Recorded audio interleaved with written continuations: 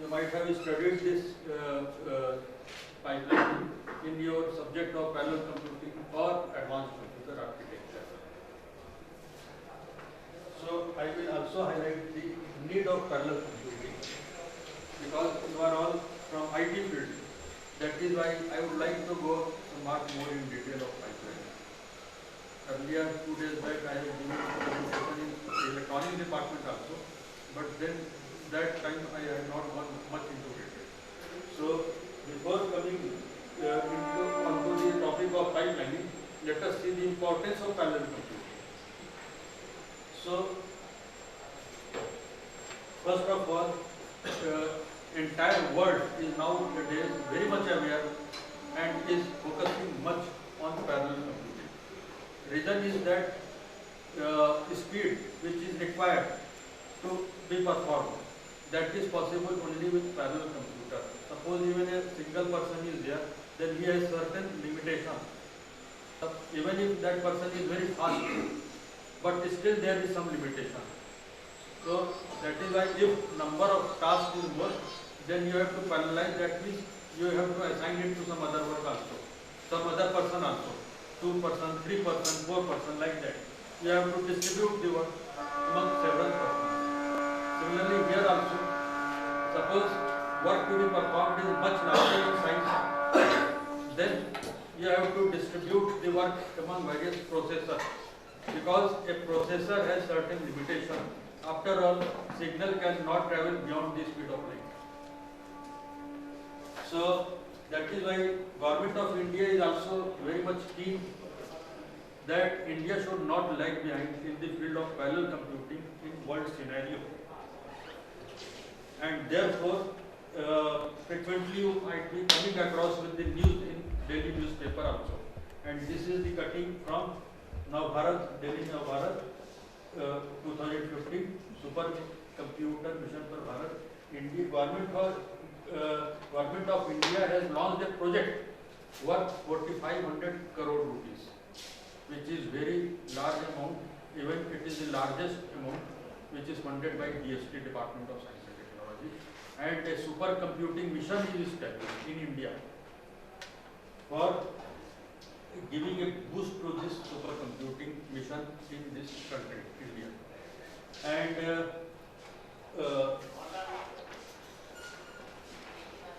every six months in a year, in entire world, what are the top ranking supercomputers, that is outlined, and that you can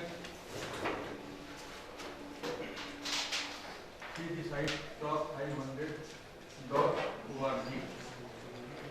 On this site, top 500 supercomputers of the world are listed every 6 months in a year. In the month of November also it comes. So according to this list, largest supercomputer is that is fastest supercomputer is that is of China, and Sunway Taigu Light, which can perform 93 petaflops per second on LeapFrog benchmark. LeapFrog benchmark. So what is benchmark? Suppose you have to measure the performance of a computer. So how can you measure the performance of a computer? Is there some way? Even for a person also. Suppose you want to say that person is good or bad. So on what basis? Health, height, complexion, brain, what? There may be various things on the basis of which a person can be adjudged as good or bad. Similarly, computer also. Normally, suppose when we are to purchase a computer, then we see clock this speed. Clock speed, which is given in gigahertz. A computer with higher speed is supposed to be faster, but a computer with higher gigahertz speed may give less MIPS also, or less megaflop also. Not necessary that if it's this clock speed is higher, then millions of instructions per second is also higher. And in the same way, that is why various benchmarks have come up, which is given in the book of Kaiwang also as a separate chapter. So LINPACK is one benchmark for measuring the performance of a supercomputer. Various programs are run and then time is counted, and there are various methods to find out the ranking of a computer on a certain benchmark. A computer which is good on some benchmark may not be good in some other benchmark. Clear? This is the benchmark. So on LINPACK benchmark, this computer is supposed to be the fastest. Then Tiane, this is another computer, Titan, Sequentio, Fujitsu, etc. India's top 5 supercomputers are Sahastra at ISC Bangalore, Aditya Meteorological Department Pune at PFI is there. There is one supercomputer, HPC at IIT Delhi, and Param Yuva 2 is launched by CDEC for study purpose and for youngsters, college students, so that, and it has brought down the price to 16 crore rupees only. Okay, so this is all about the brief introduction of supercomputers and parallel computers in India and the world.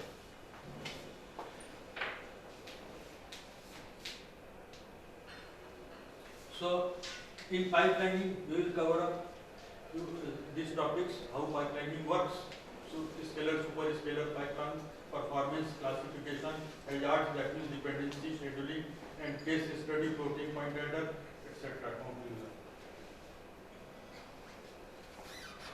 So in order to increase, we always want to increase the speed of the processor, and for increasing the speed of the processor there are few conventional methods. And first of all is to increase the clock speed, which I told here. Clock speed is a very layman type of word which everybody knows, that gigahertz speed is larger, then speed also is larger. So first way to increase the clock speed, this is conventional method. To widen the data bus, you know, you might have studied also address bus, control bus, data bus, which are commonly called system bus, is also present in a computer. So to widen the data bus so that wider range of data can travel together parallelly. In the book of Hayes, it is very nicely given, the concept of buses. And the third, this is also a conventional method, but new method is pipelining. That means pipelining increases throughput without much increase in hardware.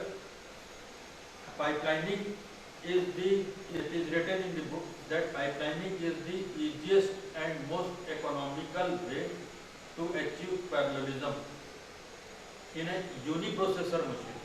Question arises, pipelining gives parallelism, and parallelism means multiple processor, but no. Pipelining provides parallelism only in single processor. This concept should be clear in mind. Even in a single processor, parallelism can be achieved. How? With therefore pipelining. You don't need multiple processors. So, example of pipelining, in fact, pipelining is very common phenomenon, which is used by all of us in our daily routine also. Earlier in this college only, PET council were using to be held in this ground only. You might have attended the PET counseling. So PET counseling, what was happening? First one, the student is coming and is reporting. Then same student is going on another counter, document verification. Then merit declaration. So by the time he is going to the next stage, new student is coming. So this is the example of pipelining. In daily routine also, that means रोटी बेलना और क्या रोटी पकाना, तो उसमें एक रोटी चल रही है, दूसरी रोटी आगे गई, सेम पर्सन अब सेकंड रोटी रिसीव करके बेल रहा है, पहली रोटी ये हो गई, ये इधर गई तो थर्ड रोटी आ गई. So ये also, this is also example of pipelining. So pipelining is a thing which we usually knowingly and unknowingly practice in our daily life. Very common and easy type of phenomenon, and that principle is only applied in processor also to achieve a parallelism. That is why it is called pipelining is easiest and most economical way to achieve a parallelism in uniprocessor machine.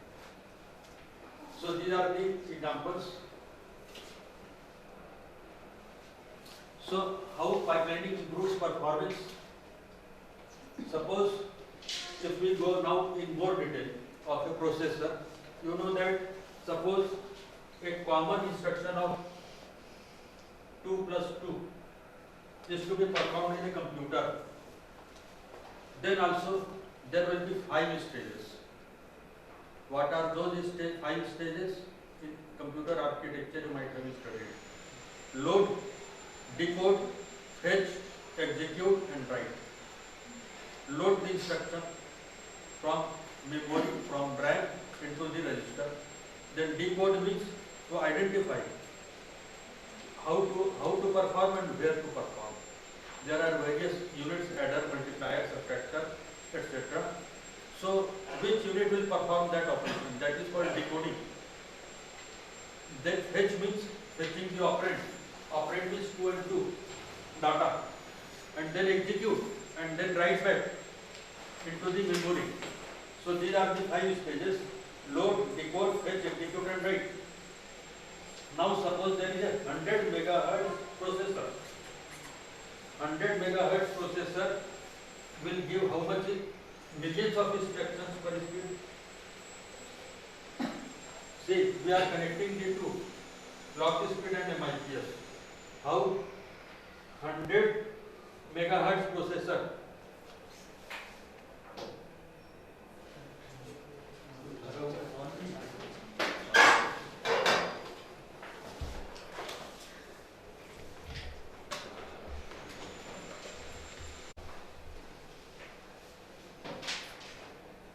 See, 5 cycles, load, decode, 5 execute, write. We assume that one cycle is taken in one operation. So 5 cycles are taken in one execution. So 2 plus 2 will be executed in 5 cycles. 5 cycles are needed for executing one instruction. Therefore, one cycle will execute how much? 1 upon 5 instruction. And therefore, suppose there is a 100 megahertz processor. 100 megahertz means 100 into 10 raised to 6 cycles per second. That will be able to perform 100 into 10 raised to 6 into 1 by 5, and that will come out 20 MIPS. This is how these both are connected. So 100 megahertz processor will need 20 MIPS. Okay, 20 MIPS. And this MIPS is also called throughput. In fact, throughput is a very wide term. In computer network, we call throughput as packets per second. Bits per second is also one definition of throughput. Here, for us, throughput is instructions per second. So this is also throughput. So when processor is fully operational in pipeline, each stage remains always busy because pipelining takes some time to load. Suppose first person is going here, then there, then there. That means pipelining is not fully loaded unless one output is taken place. So therefore one instruction will execute in each cycle, and 100 megahertz processor will yield 100 MIPS. This is called scalar architecture. But this example is there which is without pipelining, because 5 cycles are taken for one instruction. Then one cycle will execute 1 upon 5 instruction. 100 into 10 raised to 6 cycles will execute 20 MIPS without assuming the presence of pipelining. But what will happen in pipelining? In each clock cycle, one instruction will come out. Yes or no? In each clock cycle, when pipelining is loaded, then in each clock cycle one instruction will come out. For example, रोटी वाला example, पहले तो उसको 2 बार wait करना पड़ा शुरू वाला, लेकिन जब एक बार फ्लो में आ गया, after that in each cycle one instruction is coming out, and therefore what is the output in terms of throughput? It is now 100 MIPS. In each cycle, not in 5 cycles one instruction is coming out. In each cycle one instruction is coming out, and therefore now the this MIPS is 100 MIPS. Earlier it was 20, now it is 100. Another instruction is there. Suppose 5 pipelinings are running in parallel. This architecture is called scalar architecture. That means 100 MIPS from 100 MHz speed. This is called scalar architecture. We will see afterwards also. And suppose 5 pipelinings are running in parallel. Then what will happen? 5 instructions are coming out in each clock cycle. In each clock cycle, 5 pipelinings are there. So 5 instructions will come out. And therefore, now the output will be 500 MIPS. And this is called superscalar architecture. And superscalar architecture is also called vector processor. We will see that. So, example which is there without pipeline. As you are seeing, load, decode, fetch, execute and write up to 5 cycles, 5 operations, basic operations. So, suppose there are 3 instructions without pipelining we are considering. So, how many cycles will be taken for executing 3 instructions? 15 cycles. So, अगर simple जब की जमा है, तो 3 instructions are taking 15 cycles. So, one instruction will take 15 upon 3 means 5 cycles. And that term is called in computer architecture CPI. Clock cycle per instruction. 5 cycles per instruction. This is called CPI. Cycles per instruction. 5 cycles per instruction. Ulta jab ki jama 15 cycles are there for executing 3 instructions. So one cycle will execute 3 upon 15, that is 1 upon 5 instructions, and that is called IPC, instruction per cycle. And therefore, assuming 100 MHz processor, 100 into 10 to 6 cycles will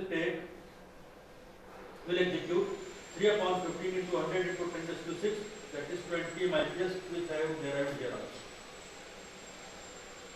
So this is the case without pipeline. But with pipelining, what will happen? This is also called scalar architecture. Now you can see load, decode, fetch, execute, write. Again, this is the pipelining. Clear? So you can see that only in 7 cycles, 1, 2, 3, 4, 5, 6 and 7. In 7 cycles, 3 instructions are coming out. Clear? That means 3 is, one more new term is speed up. How many times it is faster?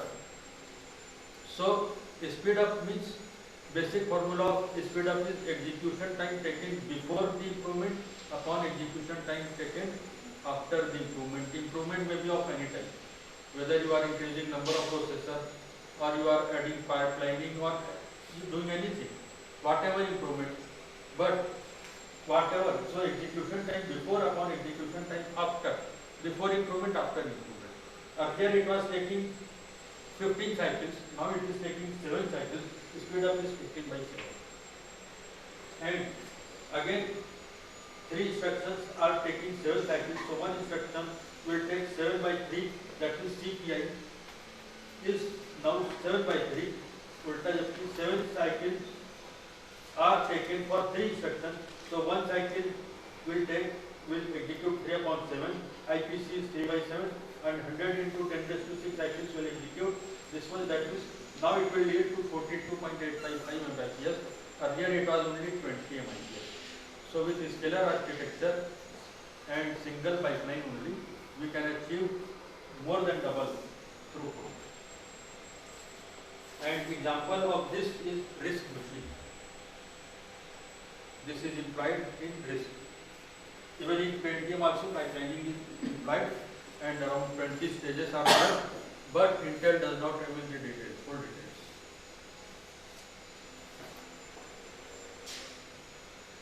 Now superscalar architecture, you can see that multiple pipelines are running in parallel. 3 pipelines are shown here running in parallel. What will happen? 15 instructions are coming out in 7 cycles. No, 9 instructions are coming out in 7 cycles only. So speed up is 45 by 7. For executing 9 instructions, how many cycles will be needed without pipeline? 5 into 9, 45. 45 upon 7, this is the speed up. And 9 instructions are taking 7 cycles. So one instruction 7 by 9, CPI is 7 by 9. Ulta Japki minus 7 cycles are taking 9 instructions. Then one cycle and 100 into 10 is to 600 megahertz. So this will yield 128.55 MIPS. And this is implied in RISC 6000 processor, superscalar architecture. So you can see from 20 megahertz with the help of superscalar architecture, which implies multiple pipelines running in parallel, you can achieve even up to 128. From 22 it is increasing up to 128 MIPS. And this is also called instruction level parallelism. Instruction level parallelism. There are various types of parallelism. So this is under instruction level parallelism. One more thing is under pipelining. You can see that pipelining, that means performance is slightly degraded. Reason is, जो रोटी वाला example दिए, suppose रोटी तो bell लिया लेकिन वो सेक नहीं पा रहा है जल्दी, टाइम ज़्यादा लग रहा है, तो क्या होगा? तो इसको तो रुकना ही पड़ेगा, और अगर देगा तो कुछ और प्रॉब्लम हो सकता है.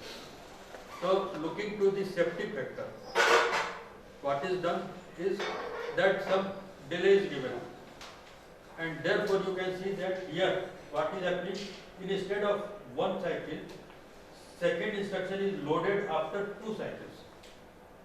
This is called under pipelining. And now you are seeing that in 9 cycles 3 instructions are coming out. You can count it. This is 5, 6, 7, 8, 9. In 9 cycles 3 instructions are coming out. Speed up is now 15 by 9. 3 instructions and 5 cycles 15 by 9. So 3 instructions are taking 9 cycles. CPI is 3. 9 cycles are taking 3 instructions. So 100 is in this way. Throughput is only 33.33 MIPS. This is used in CISC machine. Clear? This is clear or not? So this is the example of under pipelining, which is also used. Then is super pipeline. Super pipeline, you can see that loading is not complete of first stage. Even then, new instruction has started coming, like this, from half. Just like your railway protocol, one train is going out and last bogie is going out. So engine of next train is coming in on the same platform. So here also, that means if we are properly sure that there will be no chance of collision, then this can also be timed. So similarly here also, one instruction is not fully loaded, first instruction, still second instruction starts loading. If this type of feature can be provided, then this will be called super pipelining, and this is applied in Cray 1 supercomputer. And again, in the same way, the speed up, you can see that only in 6 cycles, these 3 instructions are coming out. So speed up is 15 by 6, and CPI is 2, and IPC is like this, 1 by 2. Throughput is 50 MIPS. Okay. And then is the best type of pipeline, that is scalar super pipeline, which is the combination of scalar and super pipeline both. 3 instructions are loading, and before they are finished, new 3 instructions are loaded, and in this way only 6 cycles, 9 instructions are getting executed. 9 instructions are getting executed, only 3 cycles. So speed up is 45 by 6, because for executing 9 instructions without pipelining, how many number of cycles will be needed? 45. So 45 divided by 6 is the speed up. And 9 instructions are taking 6 cycles, again 1 instruction, so CPI is this much. 6 cycles are executing 9 instructions, so 1 cycle, etc. IPC is 3 by 2, and for 100 megahertz processor like this will be, there will be 150 MIPS. Okay. And this is implied in MIPS R4000 computer. One more pipeline which is not shown here, and work is going on under me by one research scholar, that is, and we have given the name of it as superscalar under pipeline.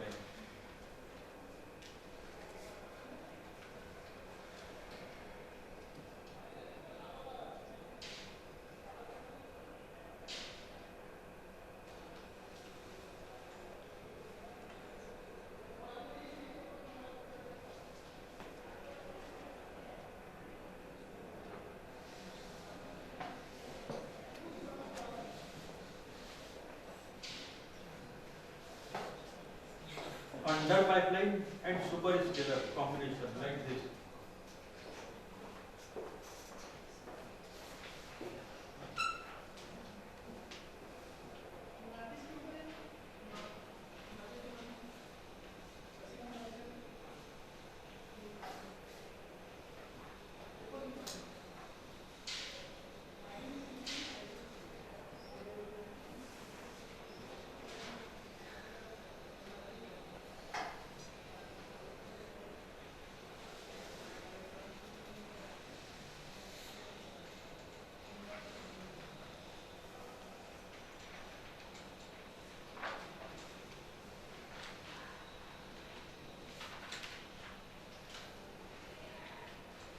This is, we have given the name as under pipeline superscalar architecture, and what is going on.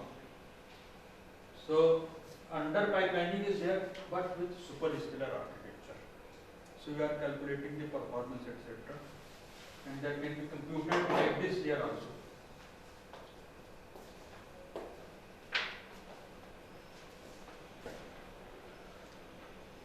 So this table shows the comparative study, that is scalar, superscalar under super pipelining, superscalar super pipelining. CPI, IPC, throughput and speed up are tabulated in form of this table only. And you can see that superscalar super pipeline will give best performance, that means highest speed up, highest throughput, lowest CPI and highest IPC. CPI is for good performance, CPI should be higher or lower? CPI should be lower, and IPC should be higher. So you can see that superscalar super pipeline, IPC is highest and CPI is lowest.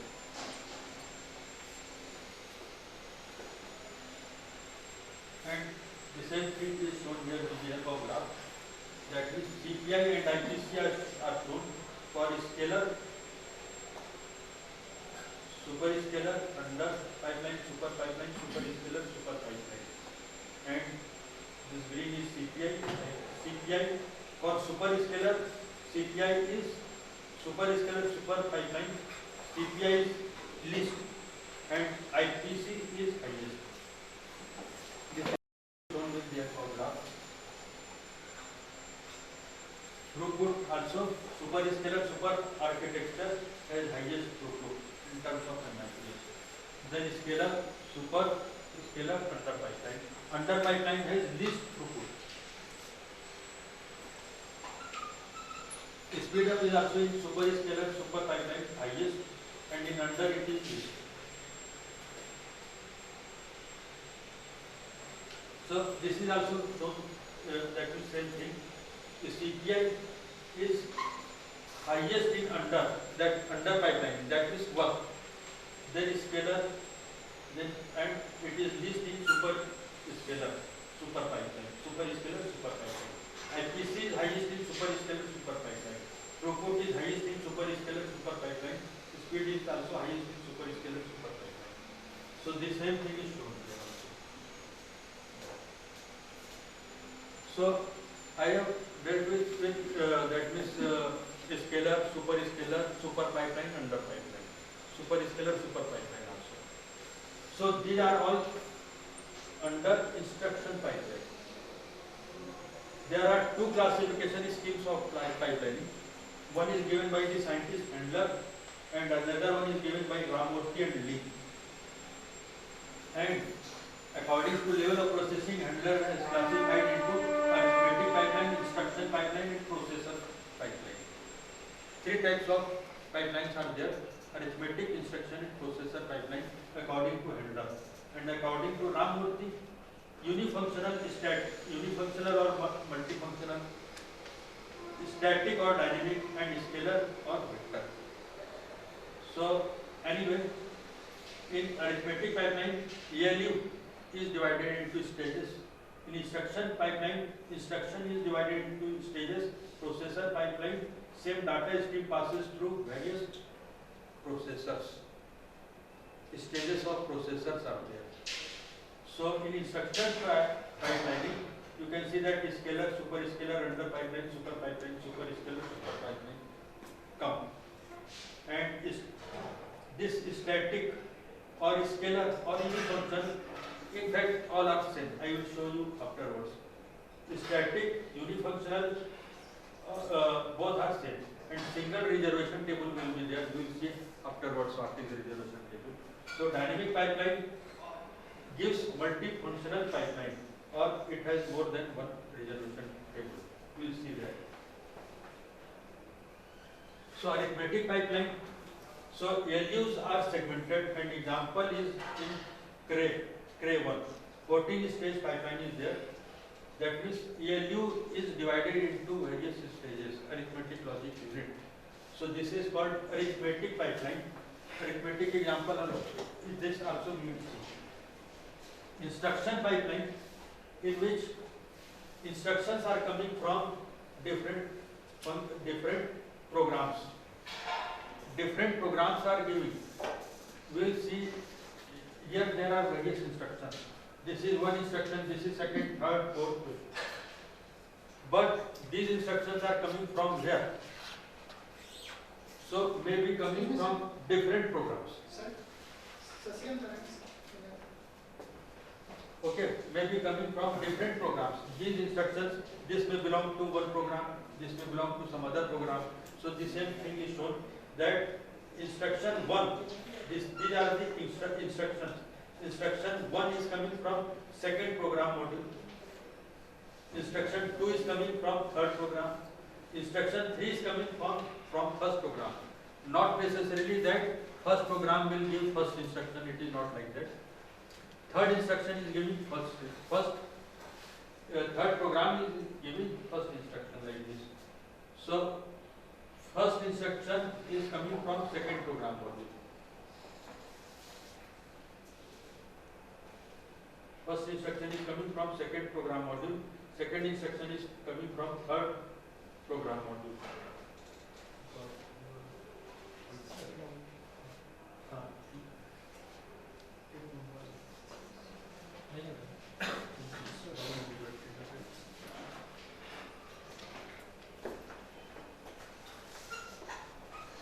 So this is instruction pipelining. Then is processor pipelining, in which processor pipelining refers to processing of same data stream by cascade of processors. As I told, there are stages of processor, and one is that means this processor is taking data from this memory M1 and is writing its result into memory M2, and some task is performed. on processor 1. Task 2 is performed on processor 2 and task 3 on processor 3. Data is taken from one memory and is written into other. This is processor pipeline. So anyway, we have seen the classification of pipelining according to the two scientists. But here we are simplifying, trying to simplify pipelining as static pipeline and dynamic pipeline. This static may also be called as linear or unifunctional. Dynamic may be called as non-linear or multifunctional, which you had seen in Ramurthy and Lee classification also. So that means static pipeline will give only one function as output, but dynamic pipeline is multifunctional. That means multiple functions can be performed. So we will see how. This is suppose one pipeline. S1, S2, S3 are the stages of those pipelines. As I told, that pipeline is always performed in stages. All the practical examples I had given, PET counseling or anything, there are stages. So suppose these are the stages S1, 2 and 3, and some input is coming and some output is going. This is called static pipeline or linear. This is also called linear pipeline, and this is also called unifunctional pipeline. Only one type of operation can be performed. But dynamic reconfiguration takes place for different functions, and there will be feedback and feed-forward channels. In dynamic pipeline, what happens that multiple functions can be performed, and there are feedback and feed-forward channels. So, a dynamic pipeline with two different functions. Now we are seeing dynamic pipeline in which two functions can be performed, not one. Two functions can be performed, and these functions are output X and output Y, and these are the three stages. And as I told previously, that there are feedback and feed-forward channels in dynamic pipeline. So you can see that this is a feedback channel from S3 to S2, and this is called S1 to S3 directly. This is a feed forward. This is a feed forward channel. Okay.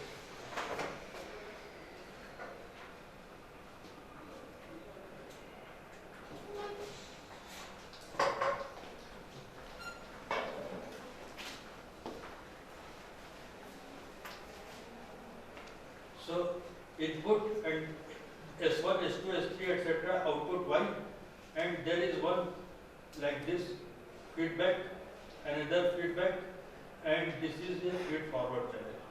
So the occupancy of stages in a pipeline is shown by a table which is called reservation table. That means which stage is occupied by which task at which time.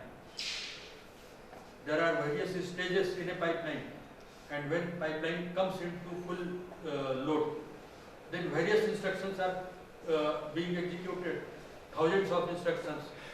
So you need to identify the instruction. So which instruction is executing in which stage at which time, that is shown by reservation table.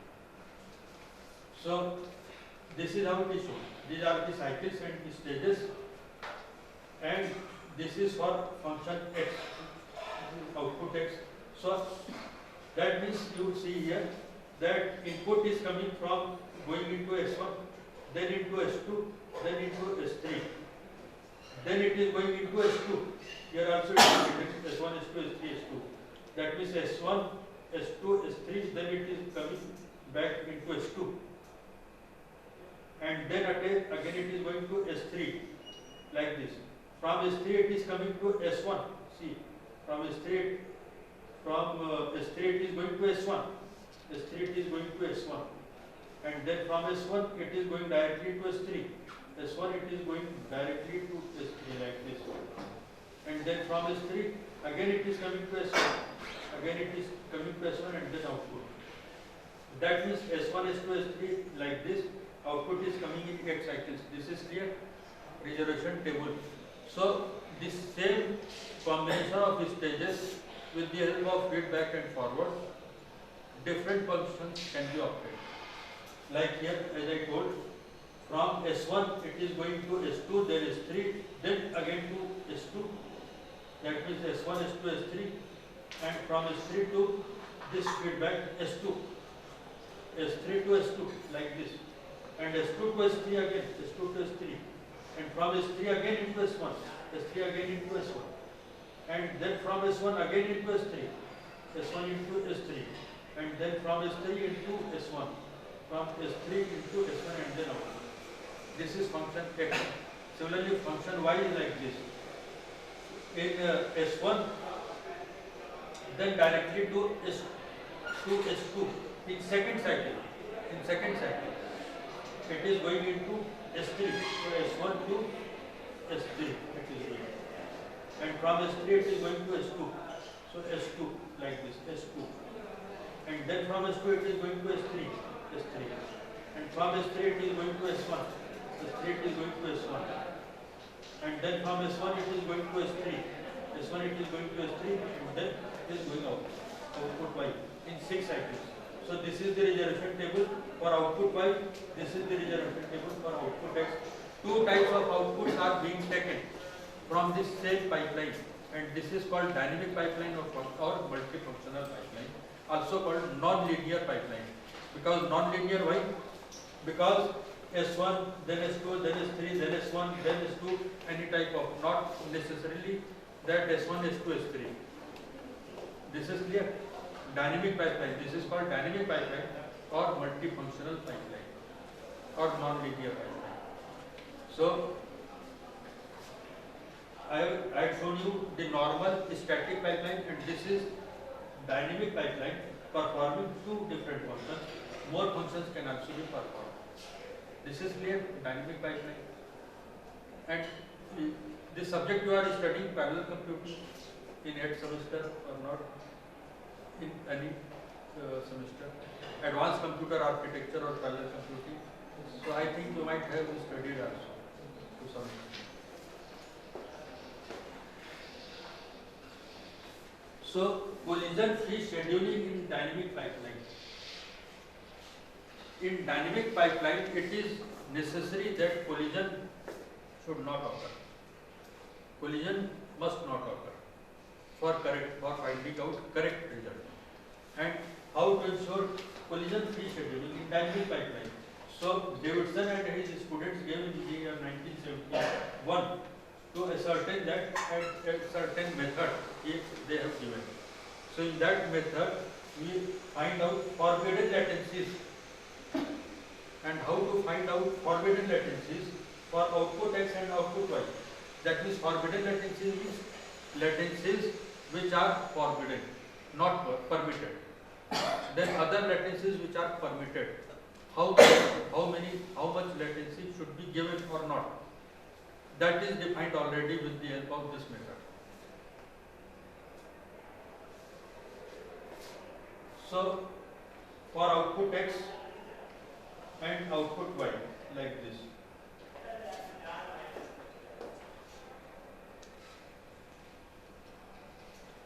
See, in this reservation table, suppose S1 is occupied in first clock cycle, then in 6th clock cycle, then in 8th clock cycle.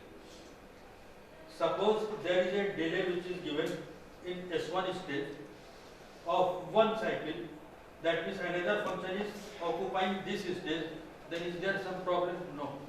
Because the stage 1 is free during these 2, 3, 4, 5 cycles. But it is not free in 6. So we should not give a delay which gives some initiation at 6 or 8.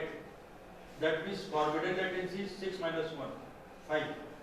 That means you can start any other function at second stage. That means you can utilize this stage for some more function here, some more function here, but not here, because the stage is already booked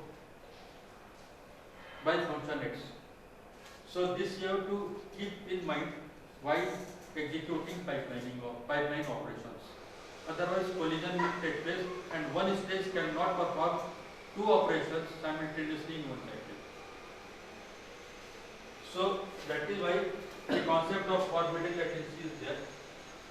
And for output X, these are the forbidden latencies. That means 8 minus 1, 6 minus 1. From where it is taken? See, 8 minus 1, this is forbidden latency. 6 minus 1, this is also forbidden latency. 4 minus 2, this is forbidden latency. 5 minus 3 is also forbidden latency. This 7 minus 5 is also a forbidden latency. And 7 minus 3 is also a forbidden latency. That means you should not give these delays. And therefore forbidden set of latencies is like this: 2, 4, 5, 7. This is called forbidden set of latencies. And for function y, these are the forbidden latencies and forbidden set of latencies. That means if these cycles, during these 1 and 5 cycles, stage 1 is not free. You have to keep in mind. And you can make use of second, during second, third and fourth cycle. This is stage 1. You have to utilize stage 1 by some other function. Then you should utilize when, either during second clock cycle, third or fourth or sixth, but not in 1 and 5. Clear or not? आपका जो pipeline का normal example ये PT counselling वाला, उसमें कोई person registration counter पे बैठे हैं, तो अब मान लीजिए कोई स्टूडेंट नहीं है कुछ समय, तो तब तो ठीक है, लेकिन अगर वो बुक्ड है तो एक और को तो नहीं कर सकते। तो आपको यही पता करना है कब वो बुक है कब नहीं। That is found out with the help of this reservation table. That means each stage is booked and when it is free, that is shown by reservation table, and accordingly you have to start performing new operation. So in stage 1 for output y, you can not use during first clock cycle, but second, third, fourth it is free. Forbidden latencies are 5 minus 1, 4, then 4 minus 2, 6 minus 4, 6 minus 2, etc. So that is shown here. Output y like this, and therefore forbidden set of latencies are kept by 2, 4. These are called under Davidson method, and these are taught and asked also in the final year, fourth year, etc. in the subject of parallel computing. So then collision vector is known, and collision vector is like this: C1, 2 up to n. Collision vector is a binary vector, 0 or 1, in which Ci is equal to 1 if I belongs to F, if I belongs to F, and n is the largest forbidden latency obtained from the reservation table. Therefore, n is equal to 7 for x and n is equal to 4 for y, and Cx is like this. Cx is, that is for function x, collision vector is this; for function y, collision vector is y. 1, 0, 1, 0. How? See, 2, 4, 5, 7 is the forbidden set of latencies, and from this forbidden set of latency we find collision vector by that formula which I have given. How? 2, 4, 5, 7. You remember this 2, 4, 5, 7, and we find out collision vector. This is for x. 1 is present. Yes or no? No. So it is 0. In forbidden set of latencies, it was 2, 4, 5, 7. So forbidden latency is 1 or not? No. So it is 0. Forbidden latency is 1. Yes. 1. 2 it is okay there. So it is 1. Then 3 is not there. 0. 4 and 5 are there. 1, 1. 6 is not there. 0. 7 is there. Then again it is 1. To correlate both. Forbidden set of latencies for x is 2, 4, 5, 7. So 2, 4, 5, 7. 1 is present or not, like this. 1 is not present, so it is 0. 2 is present, so it is 1. 3 is not present, 0. 4 and 5 are present, 1, 1. 6 is not present, it is 0. 7 is present, so it is 1. So this is how this collision vector is obtained. Clear? Collision vector. And similarly for y also, cy. 2 and 4 are the forbidden set of latencies. Forbidden set of latencies is 2 and 4. So 1 is present, no, 0. 2 is present, yes, 1. 3 is present, no, 0. And 4 is present, yes, 1. So 1 0 1 0 is the collision vector. After that, we draw a state transition diagram and then find simple cycle, greedy cycle, ML, minimum average latency. So I am not covering that part here. But this brief detail I have given. If you want to go more in detail, you can go through the book of Kaiwan, Fritz, etc. Any doubt in this? I have told you about forbidden set of tendency and collision vector. Why it is important? In pipelining, you have to perform various functions, but at the same time, you have to keep in mind that there must not be any collisions. Collision-free scheduling you have to do. For that, this is necessary.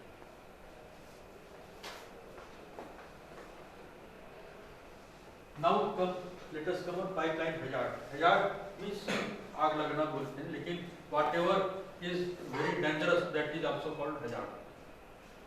So this is so much dangerous that it is also given the name of hazard. What is dangerous? It is the same thing, collision. What type of problems may come in pipeline? There are very dangerous problems, which I am showing here. That is also called dependency, because of data dependency, instruction dependency. Suppose very small example I am giving. A is equal to 2. C program you are writing, in which you are writing one statement as A is equal to 2. Next statement you are writing A is equal to 2 plus 3 minus 5 plus 7. Any example you can take. Now third instruction I3 is you are writing again A is equal to A upon 2, B is equal to A upon 2. So what should be the result of B is equal to A upon 2? What do you think? In general, that means suppose you are making a program like this, what should be the output of B? Very simple question I am asking. A is equal to 2. That is overwritten by this statement. So new value of A is 5 is 7. Now B should be 7 upon 2. That is 3.5. This is okay. But what will happen if this stage is very slow? You are using now pipelining, and suppose that instruction is performing very slow, and then what will happen? I am telling that I1 is operating very slow. Then what will happen? That, and suppose I2 is very fast. Let us assume that. Then what type of hazard can come? That this value of A is not assigned into 7. That means 7 is not assigned to 7 is assigned to A. Okay. But after that 2 is assigned to A, because this is slower one. Clear? I1 is slower, so 2 is assigned after I2. This is also possible or not? Yes. Second stage is very slow, and first stage is fast. So this is complete, and no, second stage is fast and first is slow. So this is assigned afterwards. So result will become, B will take A as 2. 2 by 2 will become 1. This is called hazard. Clear? Any example you can take. Suppose I am writing A is equal to 2, and again I am writing A is equal to 2 plus 3. Now I am writing B is equal to A upon 2, like this. So generally it should be 5 by 2. But what will happen if this is slow? That means this is not complete by the time it is starting, but this is complete. So this will take this value of A and will give you an answer as 2 by 2, that is 1. So this will be a wrong result. And if one wrong result comes, then entire thing will be wrong. So this is a hazard.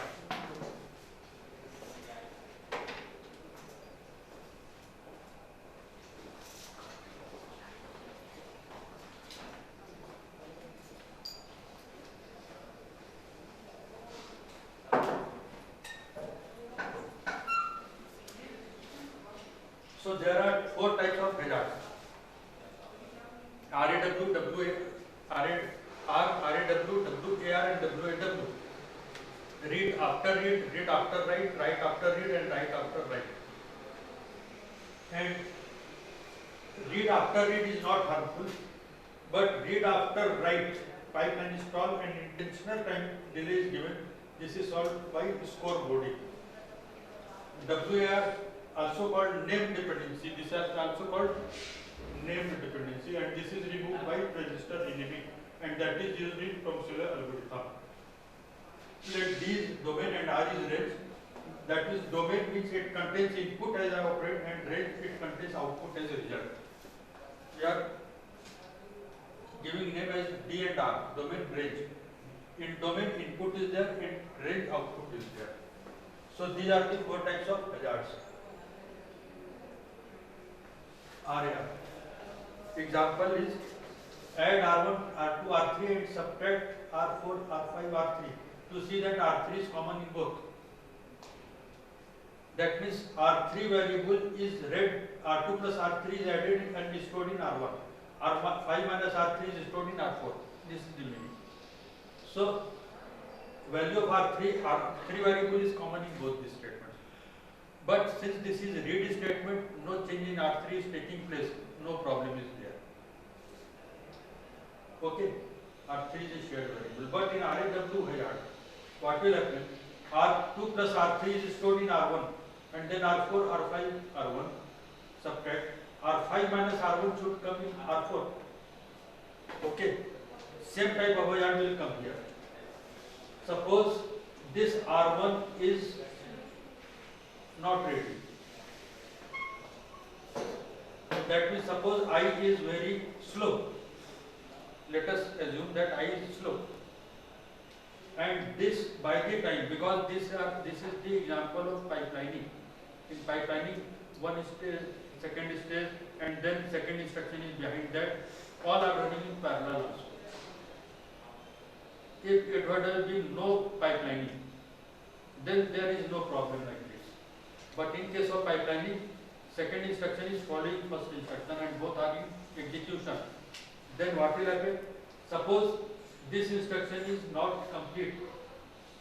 That means new value of R2 plus R3 is not coming R1, and this statement starts executing. So what value of R1 will be taken here? Instruction J. Will it be this R1 or not? As I told here,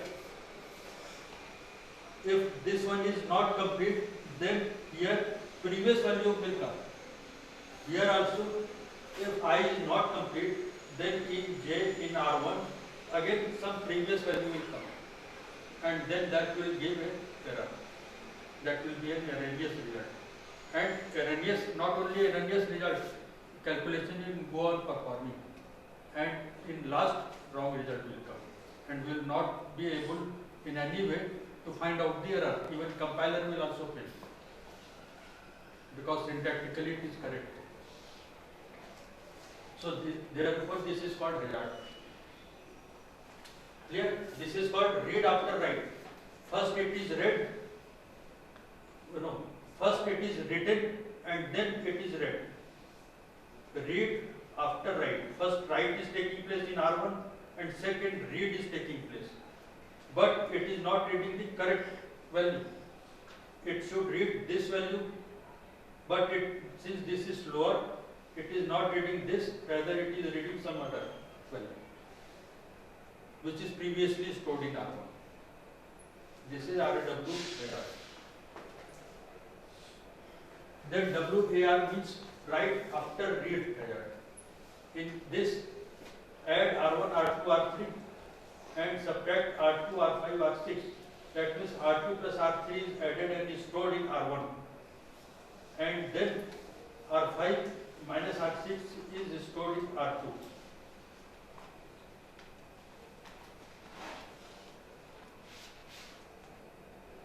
Again, suppose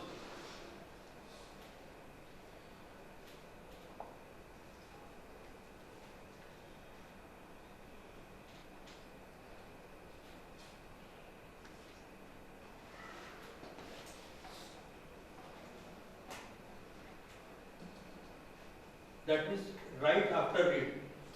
So this is write and this is read.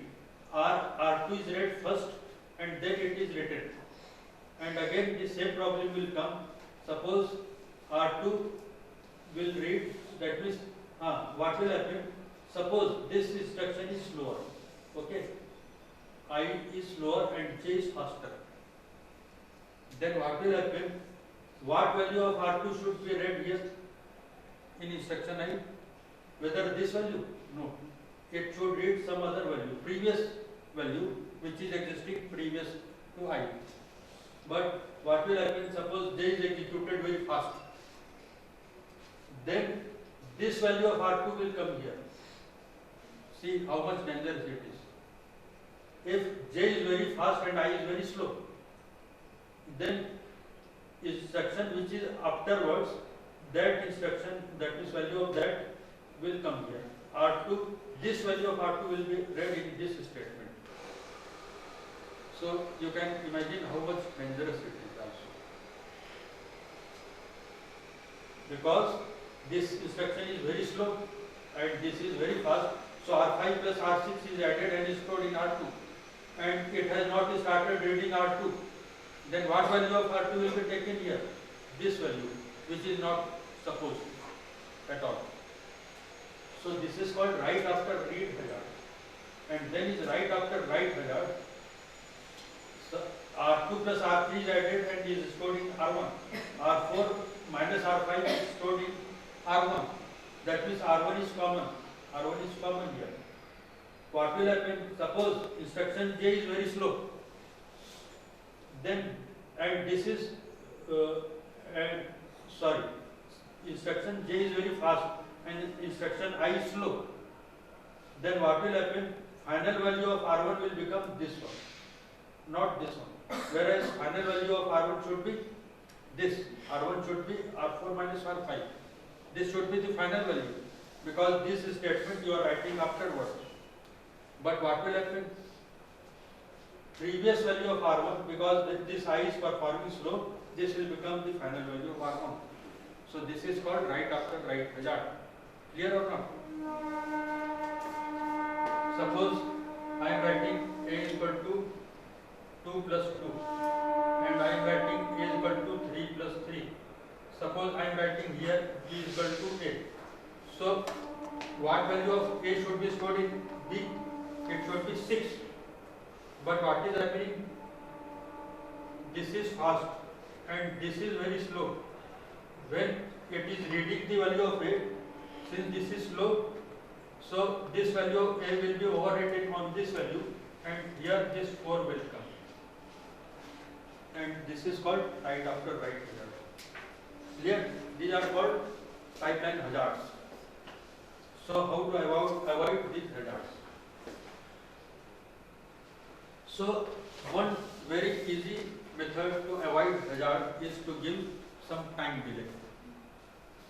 ये सब क्यों problem हो रहा है?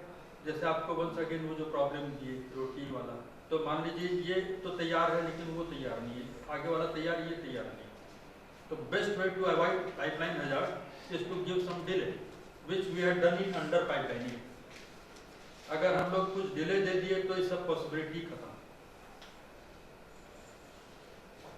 So here what we have done is that suppose these are the two instructions, add R1, R2, R3 and subtract R4, R5, R1. So R1 is written first, so it is R1 is written first. So read after write, subtract cannot be performed in third cycle. This will told by only. So this is load, decode, fetch, execute, write, and these are the cycles. So in pipeline, what will happen? First stage load will be doing this, performing add R1, R2, R3 means loading of this instruction will take place in first clock cycle. We have to perform two instructions. One is add R1, R2, R3, second is add R4, R5, R1. Then what will happen? This is execute, this is started loading in first cycle, and after it is loaded, new instruction is loaded in second cycle. And when it is loaded first instruction, it is coming here in second stage, and it is in second cycle, second stage, first instruction is loaded. And this is the second stage, second instruction, which is here, subtract R4, R5, R1. So anyway, we are providing two intentional time delay between the two. Then there is no problem. That means, see here, there is collision R1 and R1. So that problem may occur. Add R1, R2, R3 and R4, R5, R1. So what was the chance that suppose this value of R1 is not ready because this statement is slow. Then this statement second will read the value of R1 from somewhere else which was previously stored. Suppose this is slow and R1 is not stored but it is trying to read. Then it will take some other value. So in order to avoid that, we are giving two delays after this add one. After this add, we are giving two cycles blank. Then now it is ensured that first statement is fully performed. After all, entire problem was why? Because suppose this is fast or slow like that. If you are providing two intentional time delays in which entire thing is blank, then this problem is avoided or not? Then this problem is very much avoided. After add, chance was that suppose this is very slow, then subtract operation will not take new value of R1. R1 should come from here. But this is slow, so this is not ready, so R1 will come from somewhere else. But now after add operation, you are giving two blank time delays. Then now there is no chance that this is not complete, and it is ensured that this statement is completely executed. So new value of R1 will store in here. Second statement. This is clear now. So this is called hazard avoidance by giving two intentional time delays. So one very easy method is to provide intentional time delay. So however, another method is scheduling or collision-free scheduling. Hazard can be avoided easily by giving intentional time delay, but we do not want to give intentional time delay because it will overall decrease the performance, degrade the performance because of extra time delays. Therefore, scheduling is done, and there are two types of scheduling: static and dynamic scheduling.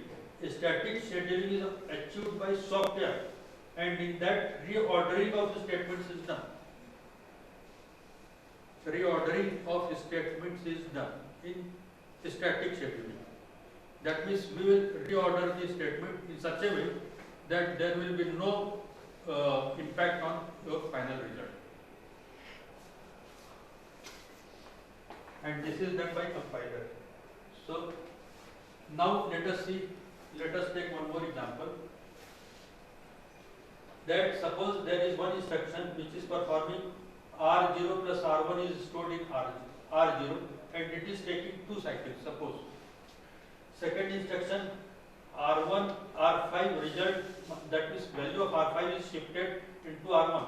Third is from some location of memory, that memory alpha value is loaded into R2. Some other location, from some other location beta value is loaded into R3. Now we are multiplying R2 and R3 and are storing back in R2. And multiply is a bigger operation, that is why it is taking 3 cycles. Load operations are taking 2 cycles. Add is also taking 2 cycles. Move is taking, because move is very simple operation, it is taking 1 cycle. This is our assumption. So this is the program code. Add R01, which is taking 2 cycles, move R15, 1 cycle, load R2 M alpha, 2 cycles, load R3 M beta, 2 cycles, multiply R2, R3 in 3 cycles. Okay. This is the program code which we want to perform in pipelining. And then how we can avoid the hazard with the help of scheduling. So you see here, I1 is loaded in first cycle, decoded, fetch, execute. 2 cycles we are seeing. See, in previous example, which I have drawn here also, we are assuming a simple case in which load is taking one operation, decode, fetch, execute, write, all are taking one cycles. Practically, there may be 2-3 cycles also. So here we are assuming that add is taking 2 cycles, that means 2 execute stages are there, and then write. Then I2, it is taking 1 cycle. So load, decode, fetch, execute, write. Clear? This one is clear or not? Then third, I3, again it is taking 2 cycles. Load, decode, fetch, execute, write. Then again I4, load, decode, fetch, execute, write. Now you see that I5 multiply R2, R3 and put it into R2. And for that R3, what value of R3 should come here? This value or not? This value of R3, which is coming in I4 instruction, should come here. Okay? That we want. Okay? So for ensuring that, what we have to do, that this value is correctly written into the register, then only it is possible for I5 to take the correct value of R3. And therefore, for I5, we are giving it intentional time delay like this. Load, okay, no problem. Instruction is loaded, decoded, no problem. But while taking or fetching data, it has to wait for 3 cycles. And when write operation of previous I4 is complete, then only it is fetching. Clear or not? In pipeline, when I4 is written, result of I4 is written in R3, then only I5 should fetch that result, otherwise it will fetch wrong result. Suppose you give this fetch here, it will definitely read some incorrect value. This thing is clear. Fetch should come after write of I4. Fetch of I5 should come after write of I4. Because I4, from I4, R3 is new value of R3 should come in I5. And therefore when it is written R3 is written, then only I5 should read R3. And therefore you are giving 3 intentional time delays. And therefore now time diagram is like this. Total, if you count, it will come out 14 cycles. That means in 14 cycles, these 5 instructions are completely executed with pipeline. This is clear. And in that we have given 3 intentional time delays. But I was talking about the static scheduling, in which reordering of the statements is done. And I will show you that by reordering, it is possible to perform only 11 cycles. The same code. So it is like this.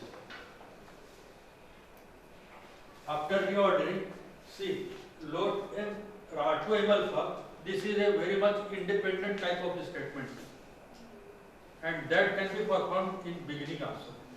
No dependency, nothing like that. So this is performed in beginning like this. Then I4, this is also performed in beginning. And now I1 is performed.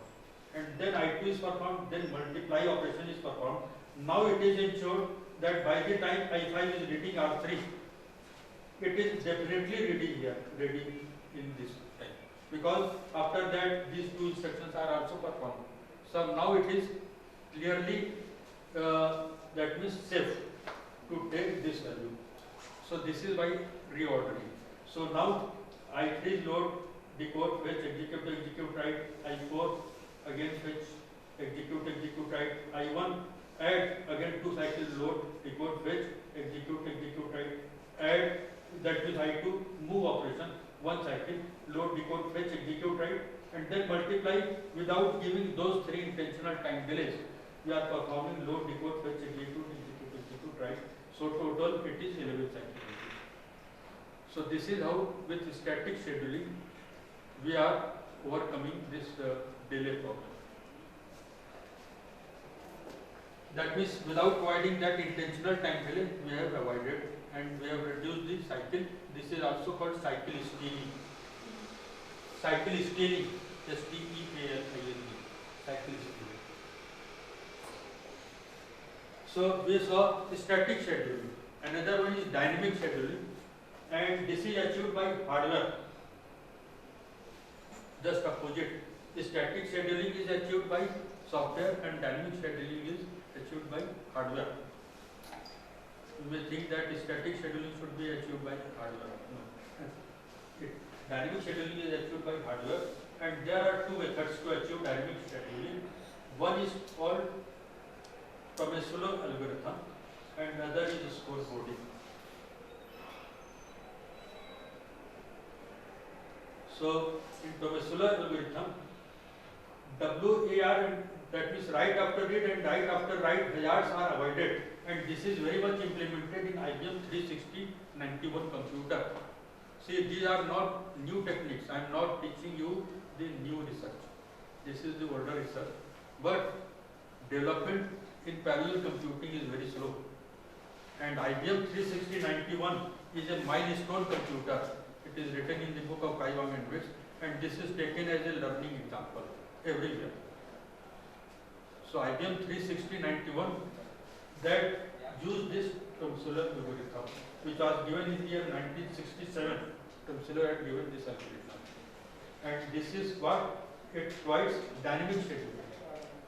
And in this Tomasello algorithm, register renaming is done. I will tell you what is register renaming. And scoreboarding is the second technique for achieving dynamic scheduling. And with the help of scoreboarding, RAW, that means read after write, hazard is avoided. And this is implemented in CDC 6600 computer. That means I am giving you the real computer also where it is implemented. This is the name of one computer.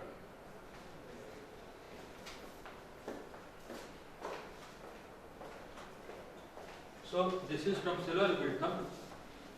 It is like this.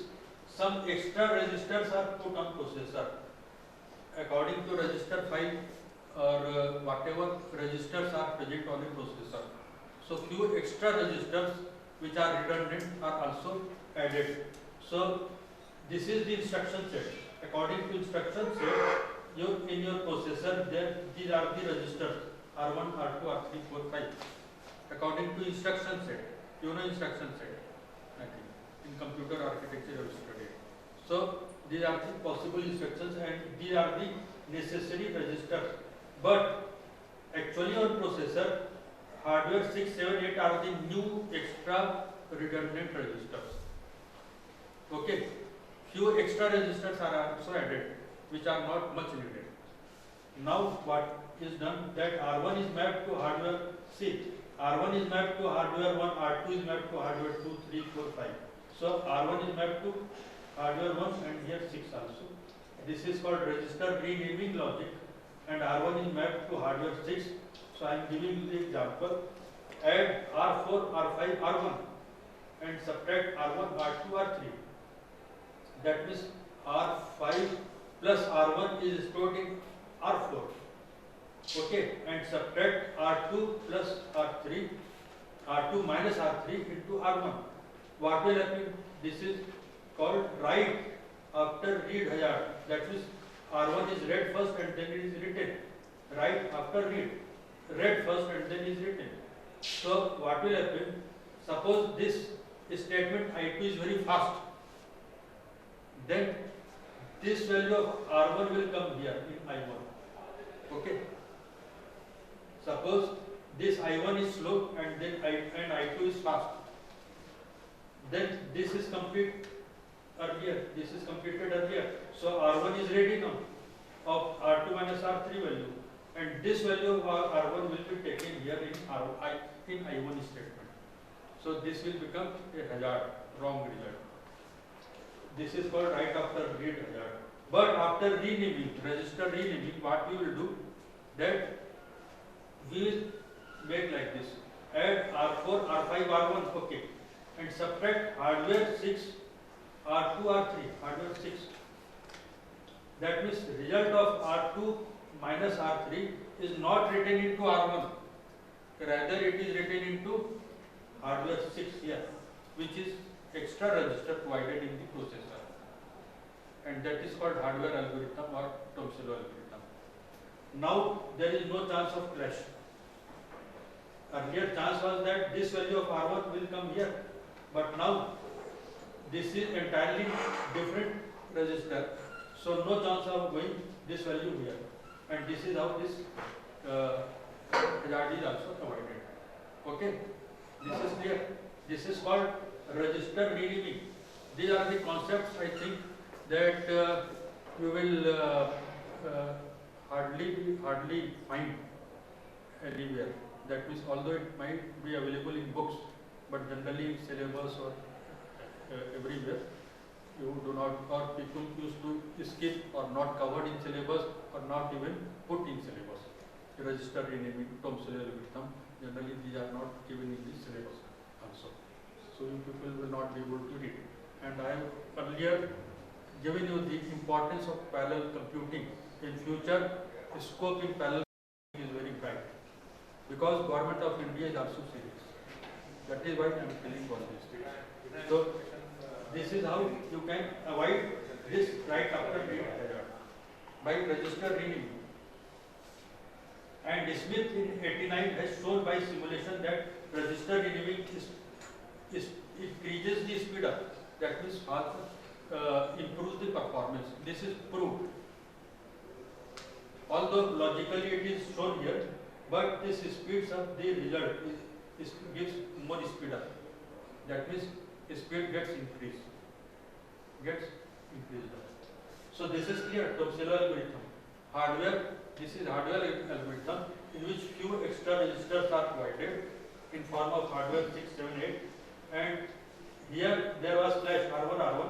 So here it is renamed as hardware 6, and hardware 6 is used instead of R1 for writing, and this is how this is avoided. Flash is avoided. Clear?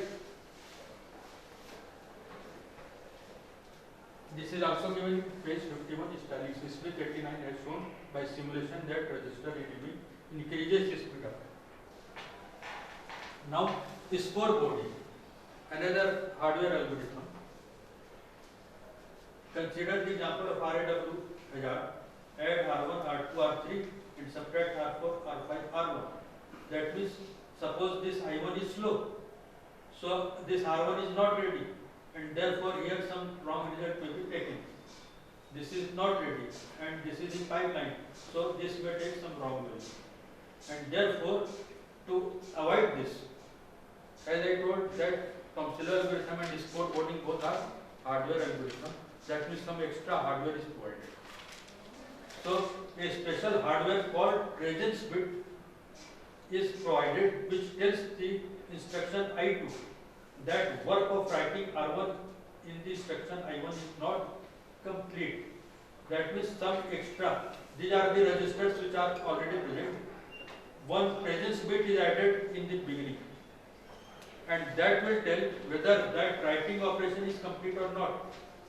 If this is not complete, for example, suppose in some ticket counter you go and he is busy, then automatically you wait. And even if you give your work to him, he will say that, wait, I am busy. Similarly, here also, this extra bit, which is called presence bit, which is provided in the beginning of each register, that bit will tell that this instruction, this work is going on, register R1 is being written, and please wait, and therefore presence bit is a special hardware which is added in the start of each register of register file. This technique is known as scoreboarding. Register file is a set of all GPRs, general purpose registers, program counter, status register, etc. Therefore, a computer with 32 registers will have 32-bit scoreboard to indicate busy free status of registers. Suppose, according to register file, there are 32 such registers.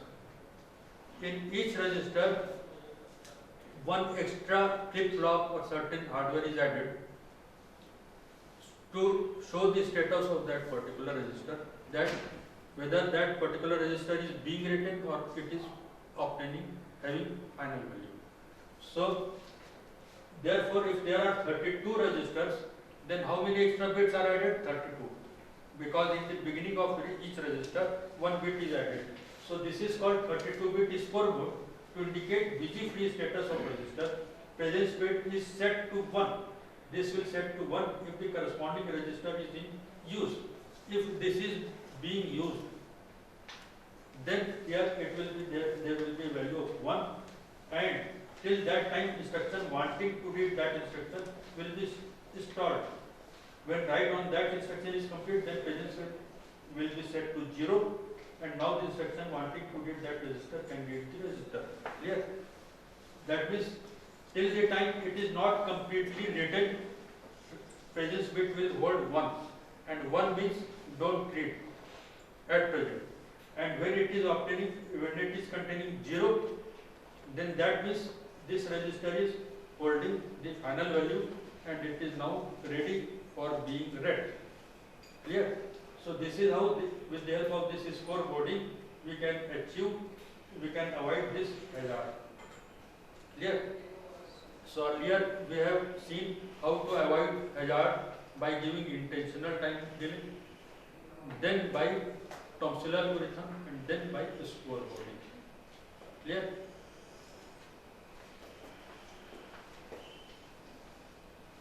One case study I am showing.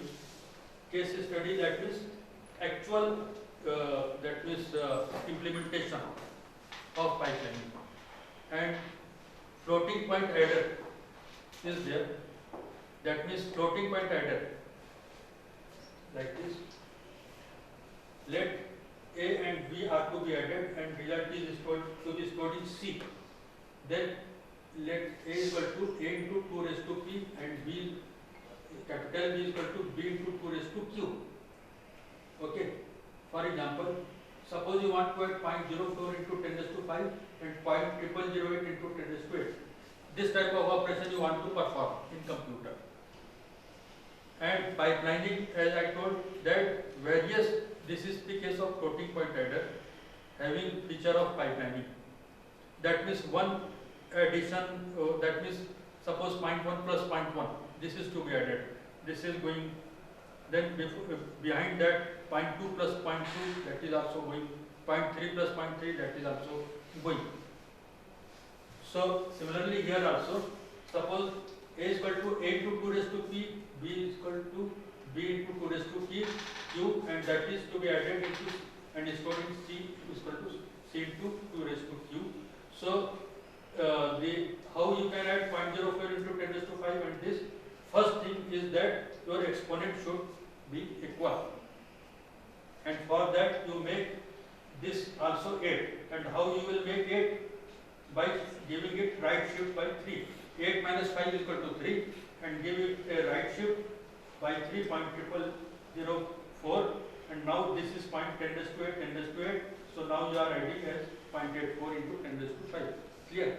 This logic you have to keep in mind. And then this is how it is designed. It is given in the book of bricks. That means hardware, pipeline, hardware including incorporating the feature of pipelining for floating point adder. That I am telling. Floating point adder, which can add floating points with the help of this pipelining. So here it is inputting. This is latch. Latch is a very fast register which holds the intermediate results. Then this is exponent subtractor. This is fraction selector, and here it is given 0.04 into 10 raised to 5, and this is given, and this is 5 is coming here, and this thing is going there, and like this exponent subtractor. So this 8 minus 5, 3 is coming here, and here it is given right shift, which I told that right shift is to be given by how many bits? 8 minus 5. So this is given here. So in detail I can tell, but let us make it fast. And fraction selector, fraction with minimum PQ, etc. On blackboard I used to teach this, and it is not difficult, very easy. and then fraction adder like this, latch, and 0.0008 is coming, and 0.0008 is coming from here, 0.0004 is coming here, and then it is added 0.0008 where at 4, and leading 0 counter 0.3 which is coming, and then leading point, then these 0.3 these 3 zeros are eliminated, left shifter, and this becomes 0.84, and here is exponent adder, and 8 minus 5, that is 8 minus 3, that is equal to 5. So final result is 0.84 into 10 raised to 5. This is the hardware design of floating point adder with pipeline. Okay, these are the inputs: 0.04 into 10 raised to 5, 0.0008, into 10 raised to 8, and then this part, that means exponent part, is brought here, and fraction part is brought here.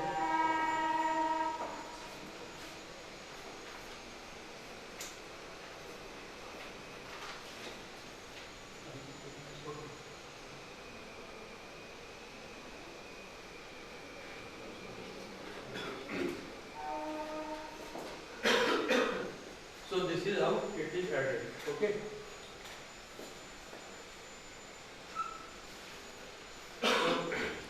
Conclusion is the method by which we can attain higher throughput, higher speed without increasing much the hardware, without increasing the cost is pipelining. That means very easily, very economically we can improve the performance with the help of pipeline. And as I told in the starting that it is very frequently used by us also, knowingly, unknowingly in our development. Same principle is employed here. And pipelining offers economical way to realize temporal. We are not going into temporal parallelism in digital computers. That means it provides the facility of parallelism even in uniprocessor machine. Even within one processor you are achieving parallelism. So thank you. Any questions in this pipeline? Or parallel computing also? Sir, how to implement these concepts using software or something to write some programs for parallel computing? See. If you want to do some research work. Research work. So one research scholar is working in this, and entire program is written in C language. You can, although some simulators are available, PipeSim, etc. But simple C program, with the help of C program, you can that means implement in your ordinary laptop also. However, more thing I can tell you about parallel computing, that OMP is a tool, open multiprocessing, which is available in form of OMP H file that can be included, and this is freely available. Second is you can make use of this also, NPI message passing interface. This is also available in form of MPI header file. These are, and this is very good, very easy, convenient, and available, freely available. NPI is also freely available, but for installation purpose also NPI is very easy. Even in your quad-core laptop or dual-core, you can allocate the work yourself. When you run one program on your laptop, quad-core laptop, then you don't know what is happening. Suppose you have to add from 1 to, you have to run a cycle of addition from 1 to 1000 or 1 to 100. Then you can yourself give for 1 to add from 1 to 25. For 2 you can assign 26 to 50. For 3 to 20, like this. You can yourself assign the work on different cores with the help of OMP. And one more is CUDA. And for that also CUDA H5 is available freely. But for running CUDA, your laptop must have NVIDIA graphics card.